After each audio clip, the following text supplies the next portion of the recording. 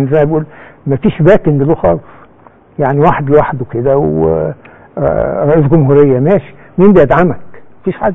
في الاول كنا هنقول مجلس الشعب يدعمه، دلوقتي مفيش، في حين ان السيد احمد شفيق لو بقى رئيس جمهوريه في دعم كبير له، سواء من جانب المجلس الاعلى سواء من جانب كذا او كذا وكذا، في قوه كثيره بتدعمه.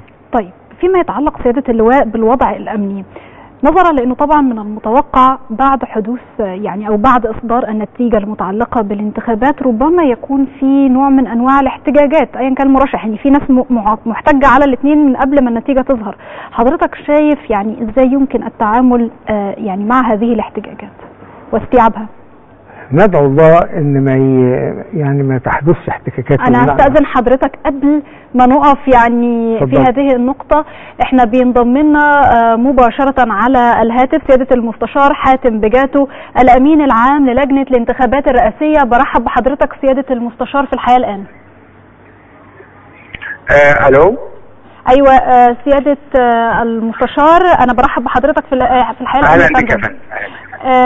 سيادة المستشار، يعني احنا هبدأ مع حضرتك مع الخبر العاجل اللي بنتابعه على الشاشة، وهو إصرار من القضاة في بعض اللجان على استخدام الناخبين على استخدام قلم معين في التصويت، فتعليق حضرتك على هذا الخبر يا فندم. الخبر حضرتك صحيح، احنا اللي حاصل بالظبط ان احنا جت لنا معلومات ان في بعض بيحاول تصويب اقلام يوم على الحبر بعد فترة بحيث انها تمحى الكتابه المكتوب بها، فاحنا وفرنا عدد من الاقلام السليمه ومصرين ان يتم التصويت بها تحاشي لاي مشاكل تحدث في التصويت.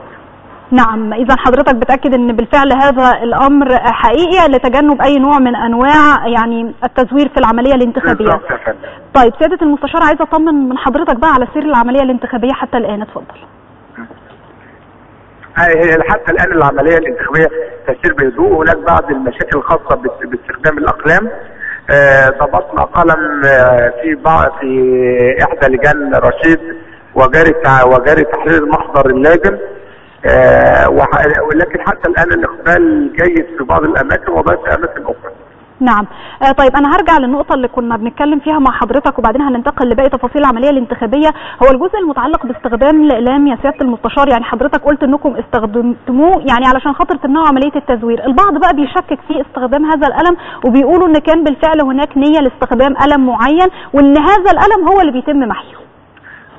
اولا هذا الكلام يعني لا استطيع ان انا استجيب اليه، واللي قلته قبل كده بقالي 3 ايام وبقوله دلوقتي، يعني عمليات التشكيك الغير منطقيه تعمل اللجنه ده معيبه. احنا في القانون بيدي اجراءات، انا اللي بوفر مستلزمات العمليه الانتخابيه مش الناخب، علشان ابقى حريص على عدم بطلان هذه العمليه او حدوث ما يعكر صفها. هذا هو عملي وهذا هو عمل اللجنه المنوط بالقانون. نحن سننفذ القانون شاء من شاء ابى من ابى، ومش لكل هذا الهراء الذي يقال. هو انا اعتقد ان بالفعل المفروض اننا نستخدم القلم الموجود، يعني انا لما رحت اللجنه الحقيقه كان بيبقى موجود قلم وبنستخدمه، يعني هل لو ما تمش استخدام هذا القلم هل هيكون في اي اجراء سياده المستشار؟ لن يسمح بالتصويت الا بالقلم القلم الخاص بنا. نعم. طيب فيما يتعلق بالتأخر في فتح اللجان سيادة المستشار اليوم، ماذا عن الأسباب تأخر القضاء أو إن اللجان بالفعل بيقولوا؟ أولا التأخر حدث لكنها أعداد قليلة. نعم. واحنا تكلنا على الساعة 9 أو 9:15 كان كل القضاة في أماكنهم. أنا لا أجد لا عذرا ولا تبريرا بالمناسبة ولا أستطيع أن أبررها. نعم. سيادة المستشار، ماذا عن خرق الصمت الانتخابي؟ هل تابعتم حضراتكم أي نوع من أنواع خرق الصمت الانتخابي؟ نحن نتابعه حتى الآن، وتم ضبط حالتين في مكانين